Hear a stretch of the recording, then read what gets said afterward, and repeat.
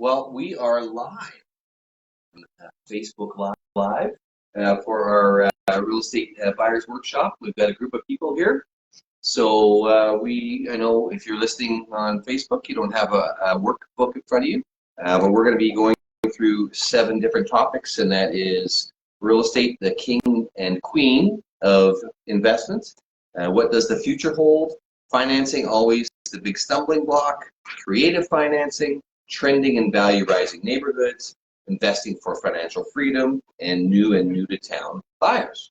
So we're going to again just keep this pretty open for everybody. If you guys have any questions about what's happening here, so just to start, real estate is just an incredible investment.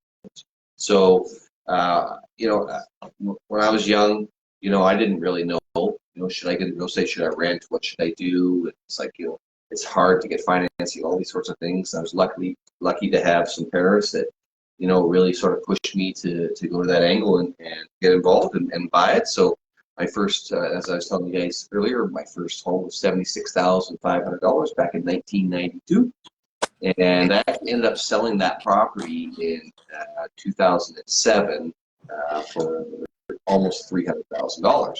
So that was pretty cool, for sure.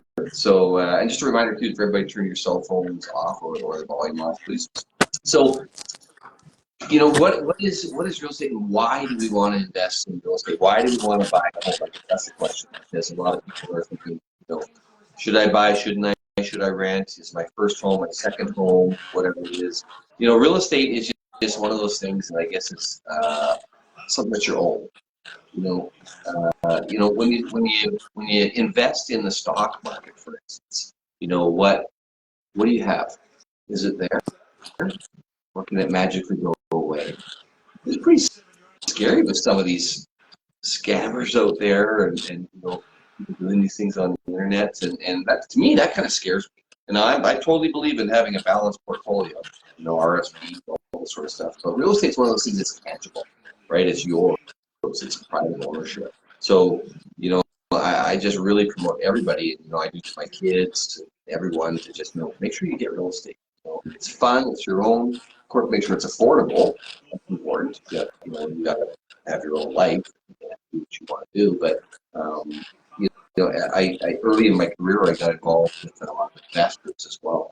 And I started really looking into it. And there's a great book out there called Rich Dad, Poor Dad. So if anybody's into reading, and of course they have that on Audible today, and you can listen to it a lot faster for me to listen to it. That is an amazing book, and it's probably for readers, it's probably a 2 or 3 day read.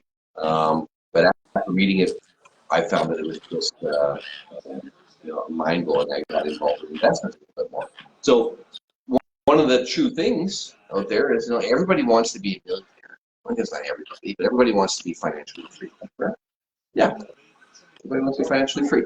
So how do you do that? Well, I think it really starts with your home, right? So when you're renting, whose mortgage are you paying? Are you paying the landlord, right? So the money that I put down in my rent, hopefully it's around the same amount, right? That's an investment. That's money that's going into the bank. And so gradually over time, has anybody ever heard the book Wealthy Barber? Okay, I think it's David Chilton wrote that book, and it was all about just make sure when you're young, invest $100 a month, and it just keeps growing and growing and growing, and all of a sudden 25 years later, well, guess what? You got $1 million.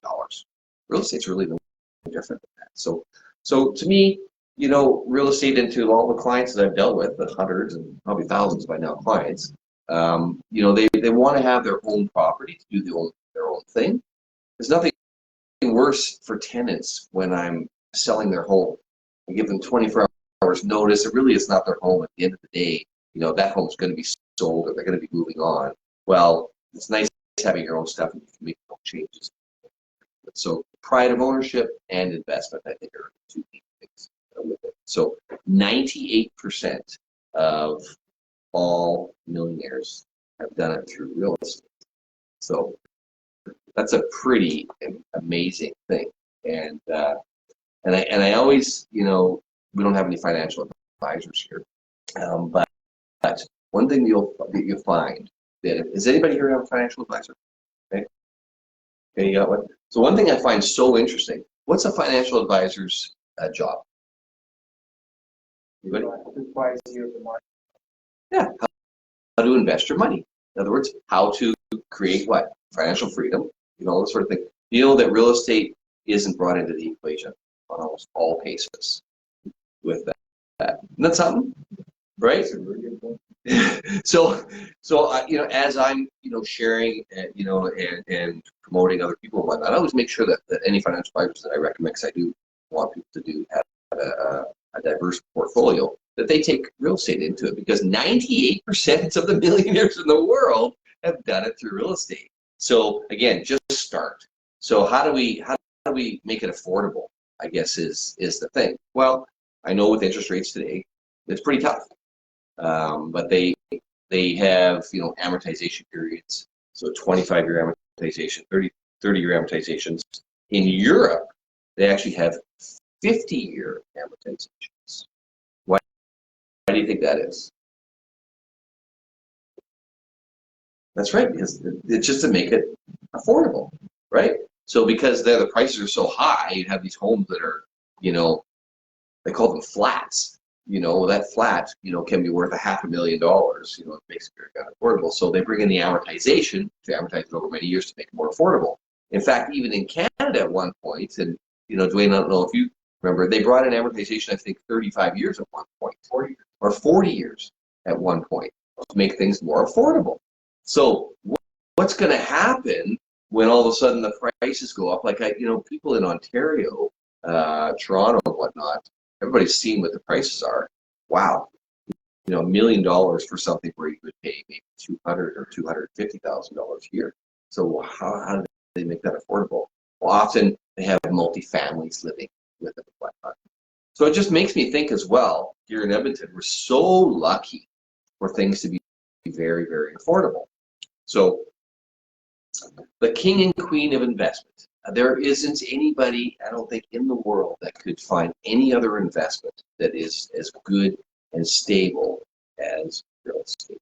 So, anybody think of one? Crypto, maybe? Okay. Lots of different things out there, right? So, okay.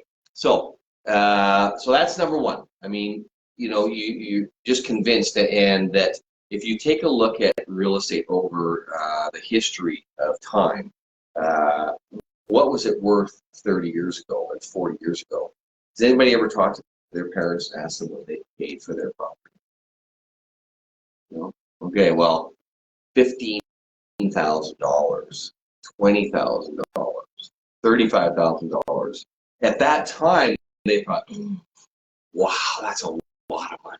I don't know. Is it ever going to go up in value? Right? I never forget, I had a client that actually had about 300 houses in Edmonton.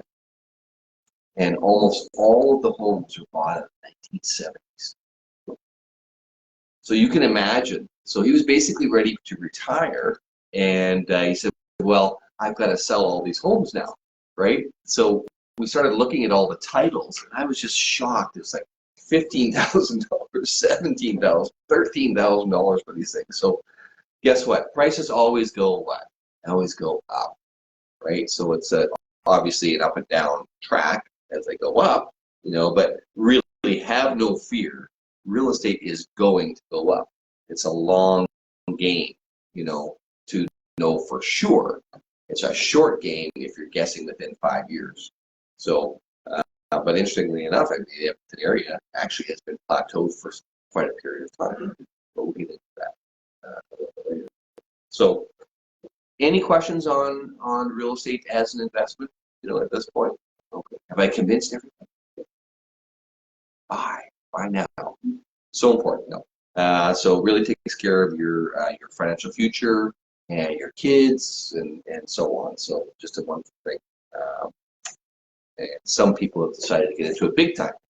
We are going to be having an investor workshop, and I believe that is October the 12th. October the 12th, we're having that one. So we'll touch on a few of the things here. So one of the questions I get asked a lot from new buyers. And buyers is like, what's going to happen to the market? Well, of course, just ask me, I'll tell you exactly what's going to happen. But do I know for sure? No, I don't know for sure. But I'm so lucky to be a part of many people that are smarter than myself. So what do they say? You want to get smarter, hang out with smarter people, right? So there are always pessimists, there are always optimists, no matter where you go, right? But if we take a look at some of the facts, so I've got a few things here. So the pricing history, they're printed off, and I'll show you guys after. Real estate has been tracked basically from about 1955 at the Edmonton Real Estate Board. I believe the board actually started in about 1960. And the average price starting there was $12,000. And it's so interesting to take a look at every year. And then what happens is you always, it's about every 7 to 10 years, there's always a massive jump in pricing. So remember I said, 1992, I had bought that for $76,000. Well, there were 2 massive jumps that happened in between that. But what was so interesting, as I was an agent, every single year, there's a massive amount of people that say, I don't know if it's ever going to go up, or real estate prices are going to die, or these sorts of things. And they're not wrong, but the thing is, if they do, it's always for a fairly short period of time, at least based on our days of living. So that's why I say, every 7 to 10 years, if you look at history, that's really all we know for sure is history, is that they always go up. Inflation costs. What happens to the cost of building materials? Right? They go up. Well, significantly, they went up not long ago. What happens to the cost of trades? They go up. So a builder, does a builder build a home to make a profit? Of course they do. So they build a profit. They want to build a profit. So here's the cost of it, and then they build on their 5 or 10%, whatever it is, on top of that. So they make money, right? Everybody's happy. Everybody gets paid. So as that goes up, right? Because we know those costs go up, those hard costs. This land also goes up in value too, certainly as when population. So guess what happens when you've got that market, that new market, and then you've got that used market. So what happens is if that margin increases so far, right, then all these people that were going to think of buying new, they buy used because the margin is too wide. Why would they, right? So all of a sudden everybody starts buying used, and those prices start going up. And so what I found over the years, over 30 years in real estate, that margin between used and new properties always stays the same. So we know that prices are going to go up, especially in the Edmonton market. Why? Because it's the lowest priced major city in Canada. That's a while where they go. Prices are so high. Yeah, try moving somewhere else. Why do you think our population is growing so much? Because so many of these places have gotten to a point where people can't, right? So as people come here, the demand's going to rise. So is it a good time to buy and everything? It's based on what I said. Yeah, it's an amazing time to buy, whether it's for yourself or for revenue, whatever it is. I would get it now because even 2 years ago, does anybody remember that crazy bust that happened for 3 or 4 months? Like literally, prices went up in a week by 10%. It was wild. Now that only lasted 4 months, but it really did. But we're talking about places like Vancouver or Toronto, economy. They have stayed and continued on that rise. That's why we're seeing so many people moving here. So I believe it's 50,000 people last year. Yeah, quite a big number. So the history of it. The other driver, of course, we talk about what the futures hold. Does anybody know what the vacancy rate is in Edmonton? 0.1%. Talked to a client of mine today. Okay, Bill is his name, and he was renting out his 3-bedroom condo last year for $1,400. He put it on the marketplace. He had 5,000 hits. Sounds under. Okay. Yeah. He, yeah, like wow. Yeah. So what happened? And that's what it was for years was the rent. And so he asked around and called some rental companies. So he raised it by $500 to $1,900, and it rented out. Bang. Why? There isn't a lot of good rentals out there right now, and there's a lot of renters out there right now. So the rents are going up. As rents go up, the value of real estate goes up. That's why investors make more money, right? So they want to come here more. So the savvy people in real estate are buying. Investors are buying here a lot right now. I would say we're talking probably, I think 20 to 30% of the buyers today are investors. That's pretty bizarre. So, people that make a lot of money, would they be smart to listen to? Of course they would. Okay, so rental prices. And we already talked about the cheapest major city. Now, interesting, Edmonton has plateaued. I mentioned that earlier. And I say that because if I really think back and take a look at the numbers, I know that the average price has kept rising, but there's something called the median price. And that is your typical 3-bedroom bungalow with that double detached garage in that middle class kind of area. So that home has typically been $325,000 to $375,000 for a long period of time, right? So why is the average price risen? Anybody know why the average price is rising? In Edmonton, just the average price. Bigger houses being built. That's right. As of a year ago, even Calgary's prices, their average price was substantially larger than Edmonton's, but the median price was very similar. Right? So isn't that interesting? So if we went apples to apples, it actually wasn't that different. Why? Because they have 3 times the $1 million homes. But that's why the average price is skewed, right? So again, another thing that people just don't realize out there. So of course in Edmonton, those as newer homes are built and whatnot, and that's raising the price. But what happens to something when it plateaus? Is there going to be a change? Yeah, there's going to be a change. That's why a lot of very savvy investors really think that there's going to be a massive change coming to our pricing. Of course, all of Alberta is going to be included in that. It's already starting in some of the other areas, and it's already starting here. That's for sure. Okay, what does the future hold? So, we really are in a unique position. Our population is. Does anybody know what our population is here? Yeah, it's 1.2 million. All depends on that's Greater Edmonton, of course. So if you take a look at the Edmonton City website, they are planning well for the future. We're seeing a lot of infrastructure happening. So they're anticipating to hit 2 million people in the next 30 years. 2 million people in the next 30 years. Wow, that's a big change. So how many in 30 years? I don't know how many people that is, per year. But if you take a look at that, what's happened though is they've run out of land. Edmonton. Everybody know that Edmonton is the largest city in Canada, area-wise.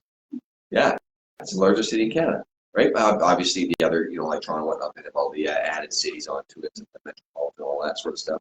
So, but it's sort of coming to a limit right now, and so they have to make this major change because infrastructure is so expensive. Roads and underground, all this sort of stuff is so expensive. So that's why when you see a building lot today, it's very tough to get a lot under $300,000 that's a decent size. Just the land, right? So now they're what are they doing with the lots? Making them smaller and smaller. And now there's front to back duplexes and all this sort of stuff. Why? To take the land and divide it, right? So what's happening now, and the city has understood that we need to build what up.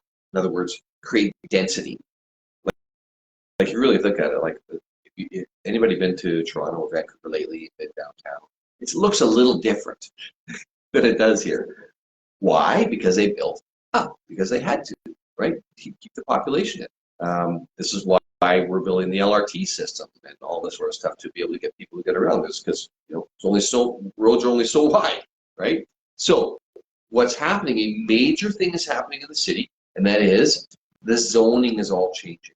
So what I mean is that when you have a row house zoning, a condo zoning, and you have house zoning and whatnot, they're categorized into about 8 or 9 different categories today. So if I'm to go into an area, and it's RF1, so this is a very typical single-family area, middle class and whatnot. It's RF1. I can't do a lot of development in there because of the zoning. I can maybe put a suite in the basement and whatnot, but I can't really build a side-by-side duplex or go up or do anything like that. So now they're saying, listen, we need to open it up. So there's a lot of people that aren't happy about this, that are in nice and exclusive areas, but they're changing the zoning across the board in Edmonton to allow high density in all these areas. So kind of scary if you think about it, but this is nothing new in development of cities. It's new to us, but this zoning is changing as of January 1st of this year, which is predicted that the value of land will go up because of that. Because now developers can come in and they can take this home that just had a house and a double garage and build a 4-plex with 4 suites in the basement. Wow, really cool. So some good and bad's going to come with that, right? But what we're talking about here, what does the future hold for Edmonton? Well, what it means is that there's going to be major construction happening, whatnot, and that's going to increase the value of properties without question. So again, a lot of buyers coming here from BC, Vancouver, Toronto. Haven't seen it that much activity from the other provinces in my history of real estate, 30 years. So major changes are happening. So you're lucky to be here. You're lucky to know this information so that you can invest as soon as you can. Okay, so any questions? Anybody have any other thoughts as far as what the future holds for Edmonton? No, just let you know, very good friend of mine, Francis, she was financial Ontario, one of the Toronto. I wanted to buy, I think, one of the Toronto area. Okay. Spoke to us, so you can look up to like a mentor. She said people are leaving Toronto so much that it's affecting the book.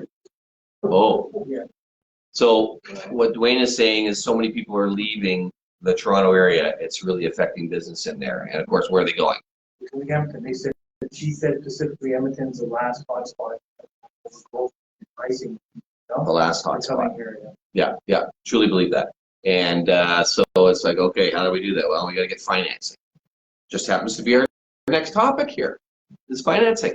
Okay, so again, this is the Real Estate Buyers Workshop, and we're going to talk about some general things about financing, so everybody understands what it takes to buy a home. So guess what you need? Money. So down payment. Obviously, down payment is huge. And I don't know what year it was that 5% down came in. I think it was in the 90s at some point. But so, and Mr. Real says pretty new, so 5% down came in. And I know that places in the States, years ago, you didn't have to have much. You qualified by going, if you breathe, you could qualify. It's one of the reasons why they got into trouble. And we're actually quite lucky in a way to have the 5 major banks here, and it's kind of a system that has a little bit more control over things. So like it or not, it's a lot more difficult to get financing in Canada, but there are some certain things you need to look at. So number 1 is the down payment. You need a down payment. So where's that cash coming from? Well, today, another reason why people can afford expensive homes is because baby boomers are dying. That's the big population, right? So how sadistic is that? The truth is that people are getting what? Inheritance, estate monies, and lots of it. So if you're so lucky as to have that inheritance, not somebody die, but the inheritance, then good for you. You now have cash and you can buy real estate, and that's what a lot of people are doing. Oh, okay. I thought you created inheritance. Oh, okay. Yes, yes. Twice this year, I had kids in their 20s buy with cash. Wow, cool. So that's happening more and more because of the cycle, with the baby boomers and whatnot. We are seeing that that's happening more and more, and we're likely to see about another 7 to 10 years of that before it's going to start waning. So down payment is get it through somebody else is always a way. Save it. That's a good way to do it. How else are we going to get a down payment? Well, maybe we have some parents, right? We get there's some creative ways to borrow it even. You know, get a great financial advisor and a mortgage broker and figure out how to do that. There's different ways that you can get large tax refunds as well through the home buyers plan that's available. There's a lot of creative ways to get, but that is obviously hugely important. You need a down payment wherever you get it from. You're going to down payment 5% minimum for the first-time home buyer. Okay, and then they have something called a GDSR, gross debt service ratio, and TDSR, total debt service ratio. I know I might get corrected by the mortgage broker in here, but you are allowed to have 40% debt, right? Total debt. What, yes? Yeah, gross. 39. 39%, okay, of total debt, including the mortgage. Yeah, or exceed that. Okay, based on your gross income. Okay, but for a home, the mortgage amount can't be more than 30%. Is that correct? The mortgage amount of your gross income. No, 39. Like gross, 39. What's the difference between gross debt service ratio and total debt service ratio? Everything above and beyond that, like your 1%, it's not up to 44. Up to 44%. Yeah. Okay. So basically, within these two percentages, you need to go to a mortgage broker, and you need to make sure with the debt that you currently have, how much you can afford. So the government, CMHC, the insurers, they make sure that you can afford it, and they use these percentages so that you can qualify. And let me tell you, it's not easy, and they make sure that you can qualify with that. Also, you need a good credit rating. So credit's very, very important. Based on where the economy is, and where the banks are and how busy they are, they tend to change that. You know, right now, typically it's around 700 is sort of a good beacon score or credit score to get. 600, maybe you can get something, but below 600, it's going to be fairly tough, and you're going to be talking about some private lenders and whatnot, which is a higher interest rate. Okay. So again, financing is always the biggest stumbling block. A lot of people think they qualify because sometimes they go on a website and they punch in all their numbers, and the website spits out, you qualify for $475,000. But guess what? It has to be so truthful. You can't fool them. So those are your credit. So every single debt that you have is taken into account. Sure. So if you're thinking about it, make sure that if you can, when you go qualify, that mortgage broker is going to take a look at what's happening, and then they're going to give you a plan of action if you can't qualify to qualify. Maybe that's in 6 months, maybe that's in a year, maybe that's in 2 years. But that credit rating needs to be there, and also those debt service ratios have to be in line to see how much you qualify for. And of course, interest rates have a lot to do with what you qualify for, because the higher the interest rate, the less you're going to qualify for. So what I found is every percentage that went up, it was about $40,000 or $50,000 of qualification that went down, right? So people that were looking at $400,000, they all of a sudden up 1%, $350,000. So that's just a real average sort of thing. So very, very interesting to do that. So financing is tough. In good old Alberta, it used to be that we could assume mortgages. Man, that was the life in the 90s, and I think it right into the early 2000s as well. You could actually, did not matter if you were an entity, a person, or a company, you could just take over that mortgage, and the banks couldn't do anything about it. Oh, those good old times, you know. Those are not coming back, those good old times.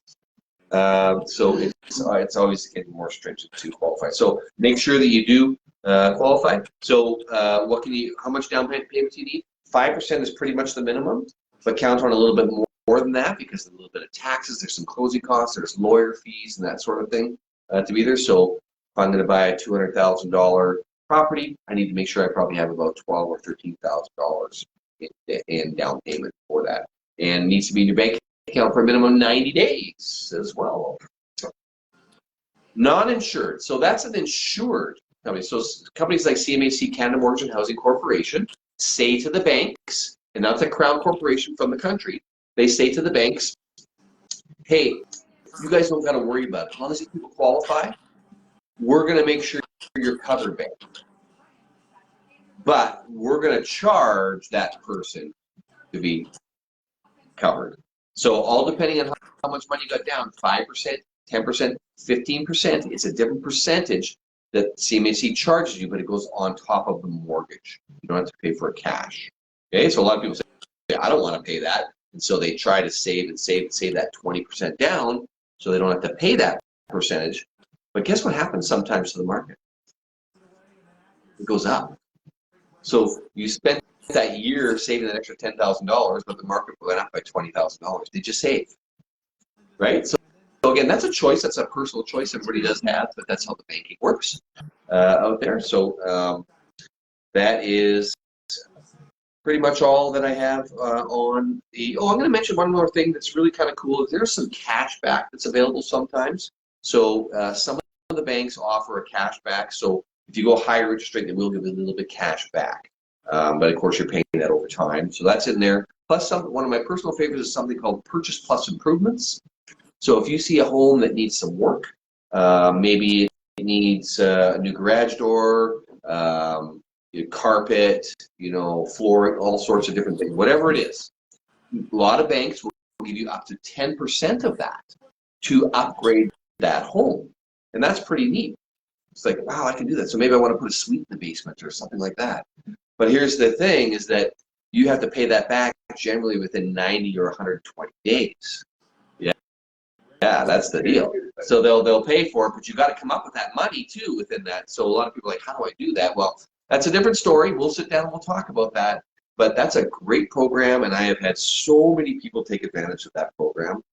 Purchase Plus Improvements program. If your mortgage broker hasn't told you about that, you need to know about Purchase Plus Improvements program out there. How many banks do that now currently? All of them? Some even go over that 10%. Okay, so all of them are getting into it. Why? Because some banks started with it. They got so successful, the others jumped in. So, yeah. It's just bridge. Well, no, it's for the term of the mortgage. So you still got to figure out how to pay that money in that 3 to 4 months for those people to come in, whether it's a loan or however you're going to do it, or even some trades will hold off that period of time. Of course, the bank wants that because the value of that property goes up, and they just don't trust you. They actually send out an inspector after to make sure you did the work.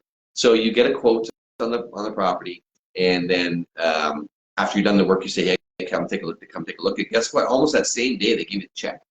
Like, it's pretty cool how quickly it works. So a great program, and that's financing. So any questions on financing? All right. Sure, I screwed up in there somewhere, but I think we all got the gist of it. It's pretty simple.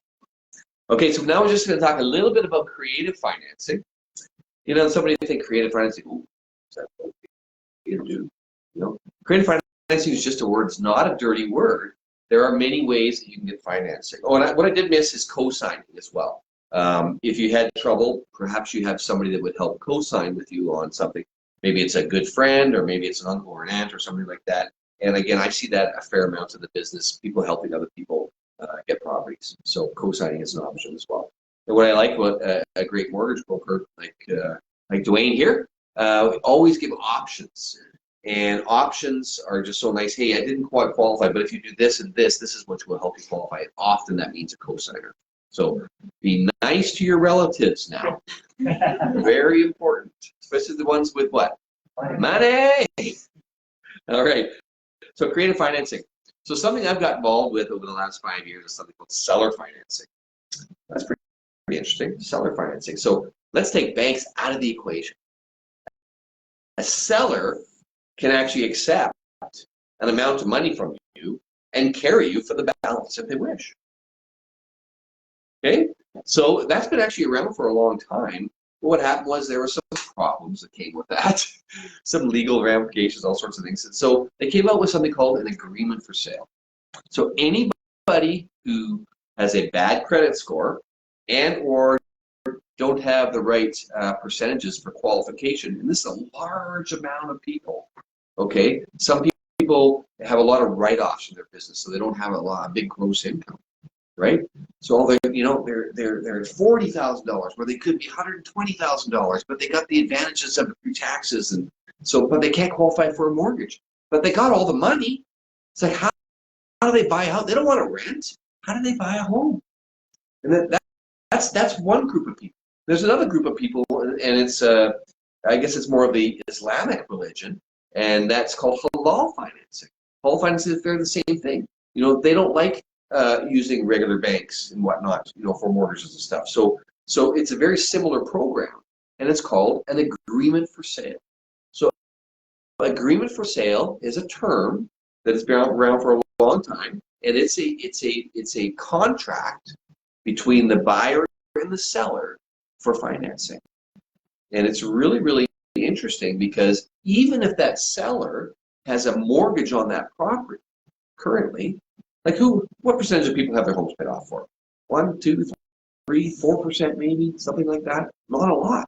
But we can use an agreement for sale with somebody that currently has a mortgage on it, and we can have this program and have them, they get what's called power of attorney on that property. So it's just like they own it.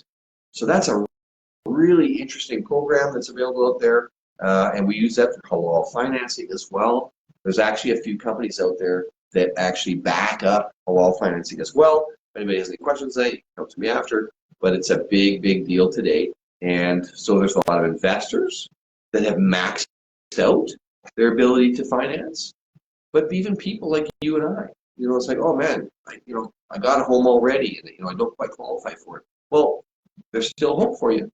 And again, that's called agreement of sale or seller financing. I always call it seller financing because people understand that so much more. So that would be a course on its own on how to go through that. But we're so lucky to be involved with people that know how to do it, and we've got the lawyers and everything. And there are only a handful of agents in the greater Edmonton that know how to do this. We just happen to be here at the Alberta Real Estate Team, not just me. We know how to do this. So agreement for sale, totally cool. So we actually have a handout here for that. What is an agreement for sale? We'll just hand that out to everybody, and you can take a look at that later on. Zach Wilson. Zach Wilson, how you doing, Zach? Okay, so we have also another way for creative financing. Has anybody ever heard of joint ventures? Oh, somebody's phone's going off.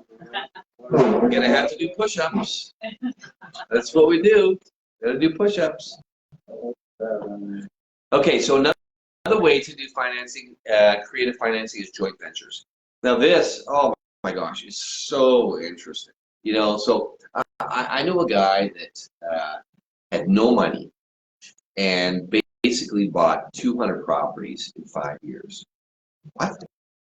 How? Joint venture. There's a lot of people out there that have lots of money. You know, let's talk about the doctors and dentists, and yes, please call me. And, you know, they got a lot of money. They want to invest in real estate, but they don't have what? Time. And they don't have expertise, but they want to invest. And this is actually quite common. So there's a lot of people that are investors out there. They want to invest in real estate, but they want to work with somebody that is knowledgeable and they trust, and it's going to be a good investment and a good return for them. So they want to diversify their portfolio. And so typically they'll say, okay, here's the deal. And there's a contract and everything that you go through. And basically it says that, okay, we're using your cash, but I get to make all the decisions. We're trusting each other. You're totally protected with a caveat on title. So that money is always safe. So really it's a win-win situation for people, and you can do that for any percentage. It could be 50-50, it could be 5%, it could be anything you want. Even some parents have decided to go on it that way too. And that way they're protecting their investments. You know, so I mean, you never know who that person's spouse is, right? Like, there's all sorts of situations out there. People need to protect themselves, right? So joint ventures is the word. We call it JVs out in the marketplace, but joint ventures. Of course, family members come into play again, you know, with it. So there are many ways to do creative financing. Seller financing in joint ventures is typically some of the major ones out there. There are private companies out there. If anybody's looking for, and I guess this isn't first-time home buyers here, but we're not all talking about first-time home buyers, but people that want to do flips, for instance. They want to buy a home for a short period of time, fix it up and sell it, and where do we get the financing? Well, banks don't want to deal with that. They don't make a lot of money over 6 months. So we deal with more private companies. So pretty much if you can put a good plan together and you've got a decent credit rating and perhaps get the backing by a person like myself with some of these companies, they will do it for fairly low down, $10,000 or $20,000 even. They will supply you with financing. Guess what? The rates are what?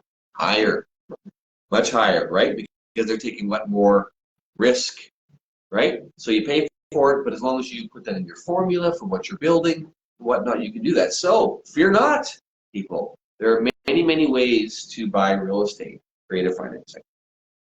Any questions on that? All right. Trending and rising neighborhood values. Well, I had planned on bringing in a map to show everybody, and perhaps we'll do that. It'd be very difficult, of course, being on Facebook Live to do that. But what we will do is, if anybody's interested after, we'll bring out a map of the city and just show you some particular areas that are trending. So what does trending mean? It means it's just sort of a neighborhood that's been stagnant and people are starting to move in there. What happens when more activity happens in an area? The prices go up. How do we identify these places? Does anybody here know what an infill is? Yeah, infill is when they tear an old house down and they build up something new. So remember we were talking about the zoning changes that are happening and whatnot. Well, that has a lot to do with that. A lot of these areas that perhaps have been slower, these lots are bigger. In fact, a client of mine just recently bought a 50 feet wide by 130 feet deep lot. Okay, that's a good size lot. Okay, in Toronto, that land will be $1.5 million probably, just the land. In Edmonton, that's common, really, really common for these. And he built an 8-plex with 8 suites below, 16 units. It's being built today. I visited the other day. I did a video right on site. Wow, 16 units on a 50 by 130 foot lot. Neighbors must be happy. Yes, yes, yeah. Now understand that's not going to be allowed everywhere. That did have some special zoning on that one, and I know how to identify these lots. But what's happening now with these zoning changes, this is going to be happening more and more. Perhaps not that high of a density, but something in between the 4s and the 6-plexes. Typically suites in the basement too, so double that by 2. And these areas where you see the new building going, old stuff, lower prices going down, higher price things going up. Guess what happens to the neighborhood? The prices go up. Okay, so you identify this. There's a lot of new home being built here, a duplex being built over here, and so on and so forth. These areas are going up. So these areas are older areas, more mature areas. I would say that the average age of the homes in these areas are from 1940 to about 1965. That's typically the zones. Those areas right there are really going up. Why? Because the lots are so large. Now, a lot of these areas, people are like, oh man, I don't want to live there. You know, it's a little bit higher crime rates, you know, and whatnot. But guess what happens? That changes over time. You know, there is an area in downtown, and when I started real estate downtown called Alberta Avenue, where when I started, you could still buy a home for $8,000 and $10,000. Yes. Like, wow, what? Half of a car, a quarter of a car, motorcycle, right? Okay, so now those areas, the land is worth about 100 grand. right? Why? Because somebody started. Nobody wanted to go in these areas. Somebody started. They started building new homes, and guess what? Newer families gradually come in, and we're a little spoiled here. You know, a busy road isn't such a bad thing to somebody in Toronto, right? Because it's everywhere. You know, so really, it's your own perspective on things. So this is what we want to identify: is these areas that have been lower, and I can easily circle on a map in about 1 minute the 5 or 6 areas that are in trending right now. So these are areas you want to buy in, especially long term. Maybe it's not the spot you want to be in personally right now. You might have to pay a little bit more to go to another area. But thinking about the future, these areas are trending and they are certainly going to go up. We have certainly seen evidence and facts about that over the last 5 years. Some areas have really gone up that people didn't think would go up. What else has to do with value rising neighborhoods? Anybody? Anybody have any other ideas? Why would an area go up in value? Schools and hospitals being built. Where's the new hospital being built? That's right, in the southwest. So that area, well, the developers have gone in there and grabbed it all because they all knew what was happening a long time ago. But those areas, that's one of the reasons why Southwest Edmonton is the most expensive quadrant in Edmonton. So new schools, new infrastructure that's happening out there, out by Sherwood Park. I don't know if anybody knows by Sherwood Park. They recently, over the last few years, ran out of space. So they basically bought another, I don't know how many acres, 2,000 acres, just to the north of Sherwood Park. I think it's called Bremner. And they're building this massive equine center there, animals and whatnot. And this is a huge project that's happening out there. Those sorts of things that are happening, anything around those particular areas are going to increase in value. So pay attention to what's happening. Downtown Edmonton. I mean, Rogers Place, love it or not, has made the downtown boom. We have never had so many cranes. I mean, I swear that saved us during COVID. All the building that was going on at that particular time. You know, Edmonton has the largest towers in all of Western Canada because of that. Because of Rogers Place, they went into the infrastructure that happened, the ice district that happened, all the new restaurants that are going up down there. Condos are all going up. The new condos are going up there. There's a massive park. Has anybody seen that massive downtown park that's going up? It's between 105th Street and 108th Street and 101 Avenue and 102 Avenue. All that is parking that is right now getting changed into a massive, multi-million dollar park. It's going to be gorgeous. They announced that last year. Not a bad area to buy. That's going to be very special down there. So downtown Edmonton has a lot going for it as well. So great idea, great buy. There's also something that's happening in Edmonton that we thought was going to be working a year or two ago. What's that? Does anybody know? The LRT, the transit. Well, driving around the other day, over the last 2 days, if anybody's been around there, every single train has been going on there, back and forth and back and forth. At one time, I saw 6 trains yesterday going back and forth. They're obviously getting ready, I hope. We've heard this before, but obviously that line is going all the way from downtown all the way to southeast in the Millwoods. Millbourne Mall down there. Nope. Well, not Millbourne Mall. What's Town Center? There we go. So it is really cool. So along that line, people that don't drive would not want to live or go to work and whatnot. The history has told us in many other cities is when these are built around that, about 10 blocks around the LRT system of downtown. So there's also other areas that are going to be going up value because of this. The next line is going where? Does anybody know? It's going west. It's going all the way past West Edmonton Mall and across Anthony Henday, actually, to the area there. I think Breckenridge is the area. Lewis Estates. So that's all the infrastructure is being built for that now. And there's a lot of stuff being happening. That's going to be happening over the next few years. Along that line, guess what? A lot of developers have come. If you've gone down, I think it's 142nd Street and Stony Plain Road, there's a massive project that they could not get on the road for probably 10 years. Finally, after when the LRT started, the big company came in and they put this massive structure in there full of apartments and restaurants and businesses. And that area is now thriving. And it was a little bit hurting before. So those areas are also just tremendous areas to invest in, is around transit and transportation as well. Okay, what else affects the trending values? Well, we talked about hospitals, LRT. What's more affordable than Edmonton in area? Well, sometimes people are like, oh man, I can't even afford that. So all you gotta do is what? Go a little bit out of town.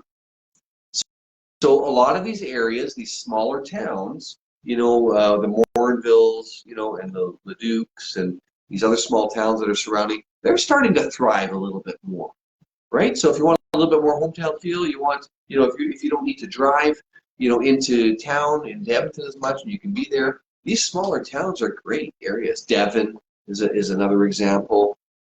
Kalmar even, you know, will New Sarepta get there? I'm not sure. I think so. I think all these little areas are all really starting to grow. You know? And you do want some sort of population, of course, to have that base that's there.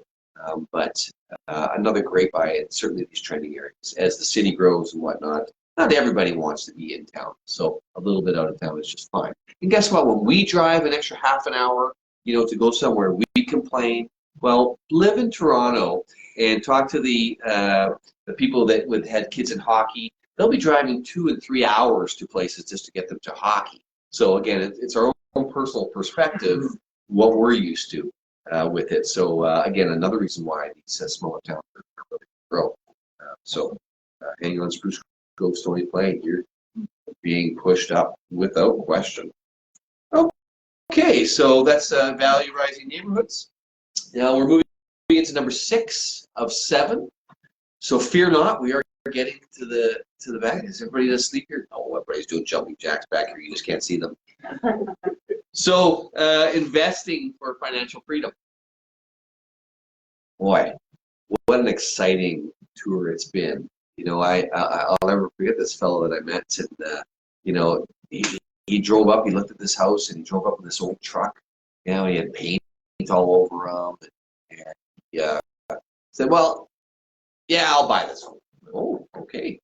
Don't even need financing. Interesting. So, you know, and he bought that house, and that year, I think he bought another 15 houses with me, and taught me so much. I'm just so thankful for these people of how to and why to invest in real estate. So I've been involved quite a bit in investment real estate, and just learning from all the top people. Of course, there's amazing programs out there, books, and all sorts of clubs you can belong to, and all these things are all wonderful. They're all great. They all say the same: invest in real estate for your financial freedom. It's amazing. It creates flexibility. I can rent it, I can fix it up, I can refinance it, and then I can do some things. You know, I remember having properties for 15 years and then refinancing it, taking out $100,000 and, you know, going buying another property, going on a big holiday, doing all sorts of things. Now, it doesn't happen overnight. As long as you understand that real estate investing, to be sure to get a great profit, is a little bit more long-term. You can sometimes get into these short-term rises, make big money in those 1, 2, 3, 4, and 5 years. Sure, you can. But over time, real estate is for sure the greatest investment you could ever get into. So there's something called ROI. So we do have a sheet and a handout here on ROI, and it might be a little bit confusing, but you can take this home. We can go over it at another time. This is what investors take a look at. So real estate and buying real estate can be emotional. So we see a place, we love it, we want to move in, it's wonderful, okay? And I totally agree with that. sometimes people say, well, is it a great investment though? And I would say to people when they're buying their own home, it's more than 50% about what you love. So always buy what you love and where you're going to live, right? And the other portion that you need to think about is investment too. Okay, so it always comes into the play anyways, whether you're buying for yourself personally or whether you're doing it for a business, right? So what should I buy?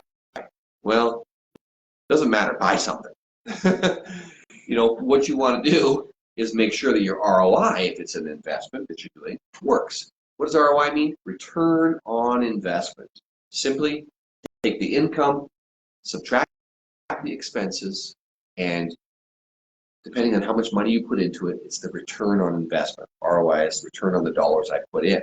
So if you think about it, what's something that everybody can do as an investment? So people think, I can't be a real estate investor. How can I afford that? I can just afford buying my own home. Well, what a lot of people do, and what I heavily recommend do is number one, have a plan of action.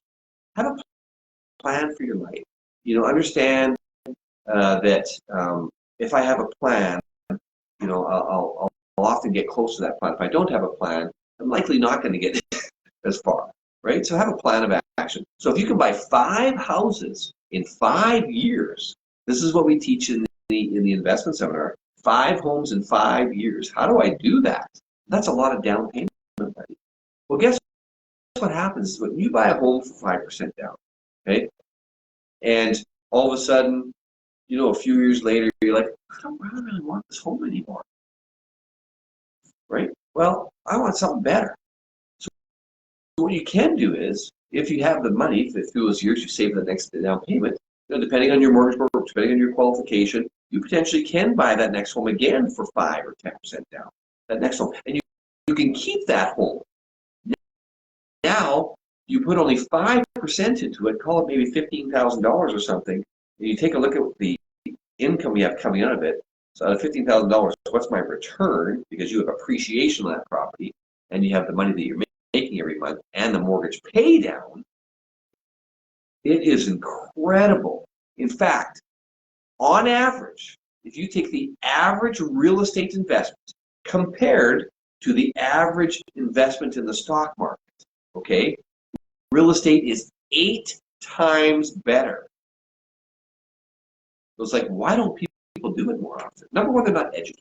They don't take a look at it enough. In other words, they don't get confidence enough to do it. That's one reason why they don't do it, right? And another reason why they don't do it is landlording. There have been a lot of people that bought rental properties and came to me a year or two later saying, I can't do this. You know why? They didn't learn how to landlord. One of the things that we teach during the course as well is how to landlord. Each property that you have typically is 20 hours per year as a landlord. 20 hours a year. Now, take that. If I make $20,000 on that a year, which is about average, how much do I make per hour? $1,000 an hour. These are factual numbers that I'm sharing with you guys. So what happens is what makes people not like it so much? Well, because it becomes what? Emotional. People are calling me all the time. They're complaining. They're wrecking the place and all this sort of thing. Is all that is you just need to learn how to landlord. As long as you learn how to landlord, you're not going to have these problems. You can actually hire people to do that. Now, it's going to cost you that extra 10%. That might be the profit that you're getting on that. You're still going to have profit at the end of the day because of the appreciation and the amount of money that the property's going down in value. But really, $1,000 an hour? Am I okay to put up with a little bit of pain? If I was to say to you guys today, over there, and I'm going to have a bunch of people call you and complain for an hour, and I'm going to give you $1,000, who's going to do it? All of you, right? Everybody's going to do it. So $1,000 an hour, and that's what if you do a property, it's only 20 hours, and trust me, there is an amazing market for rental, and there's absolutely a way to qualify people to make sure and to have the contracts. Alberta is amazing when it comes to contracts and stuff compared to other provinces. We're so lucky about not have, you know, about raising rents and all the rules and stuff that happen in other places, how to get people out if they damage the property. And that's another reason why investors are coming into Alberta, is because you know, it's fair at the end of the day. I'm sorry, renters, but in Alberta, it's more fair, you know, the way it should be. You know, it's hard work money that we've had, you know, for these properties, and it needs to be fair. You know, somebody's damaging my property, I got to be able to get them out of that property. So, so the rules, also another wonderful reason to do it here. So there is just no question, you know, and I've heard it all. I've heard the pessimists, everything, and just year over year, when you're in this business and you see people become millionaires. I have helped so many people become multi-millionaires in real estate. They've been clients for a long period of time. They picked 5 and 10 houses up, and those homes have doubled in value. And they had $100,000, you know, and now they got 1.5 million worth of equity today because they spent 20 hours a year on these properties.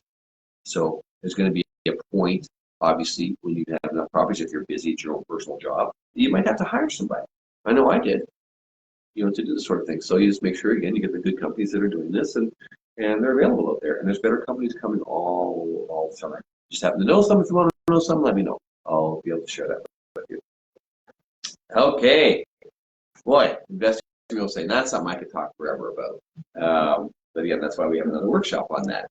Now, our last topic here, and we wanted to add this in, and I've never really talked about this topic before, and it's mostly because there's so many darn people coming here. New to town people in real estate. One of the people we have here is an elementary teacher today. And so I bring that up because we have to, as an agent, I've got to treat people in education like they're in kindergarten. Because I've assumed before that people know what a realtor does for them, right? But they don't, or they don't know how a transaction works. I get calls all the time from people saying, I got an appointment with this realtor, and then an appointment with this realtor, and this realtor, and that realtor, and whatnot. What they don't know is that there are laws. If you're wanting to buy a home today and you want a realtor to work with you, then you have to get involved in what's called a buyer's representation agreement. Here's the great part. There's no cost.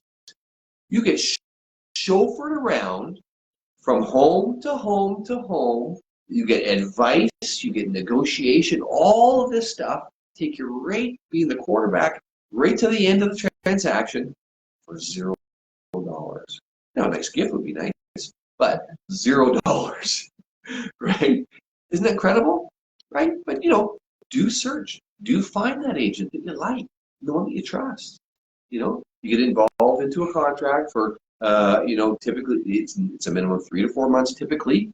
It can be anything you like, but that's typically what it is because we want to know that we're getting paid too. There's nothing worse than working for somebody 40, 50, 60, 70 hours. Have you guys ever done that? And then they say, I'm not going to pay you. So that's why there's a relationship, and that's why there's an agreement in there, so that realtors know that there's a good likelihood that they are going to be getting paid. So if you're brand new, find an agent, sit down, share with them your plan, share with them the wishes that you have, make sure that you're qualified to buy something, and then you're going to be able to find that home of your dreams.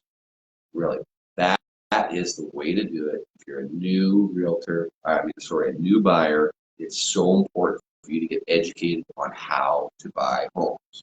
And for sure, it's about sitting down with that agent, putting a plan together, learning about the trending areas that are happening, knowing what the benefits of a half duplex or a townhouse or a house is. You know, it's just so important to find all these things out. Once we do that, we can put you on a computer home match program. You know, what do you want? We'll set you up. You'll get all to your emails. You'll get brand new homes sent to you that come on the market. Anything that's price reduced, you get to be the first one that knows that. It goes right to your email. Goes right to the realtor's email. And you go, hey, let's go, Sally. Let's go see that one right away. You know, or it's a foreclosure. Let's go see that one right away. Whatever it is, right? So this is some great technology that's out there. You know, with our brokerage at EXP Realty, we've just got some amazing programs that are available to the buyers to even enhance these. these things that are out there. Also, I wanted to mention something called the red file. As agents, what we do is we go out, we're looking at homes all the time. We all, well, the good agents, always keep what we call a red file. Anytime we see an outstanding listing out there, we keep a file of that. And that's one of the benefits. And this is our job. We're out there all the time. We work, what, 26 hours a day? 26 hours a day out there, and we're just looking for the best deals out there, and we keep these. But guess what happens to these ones on the red file?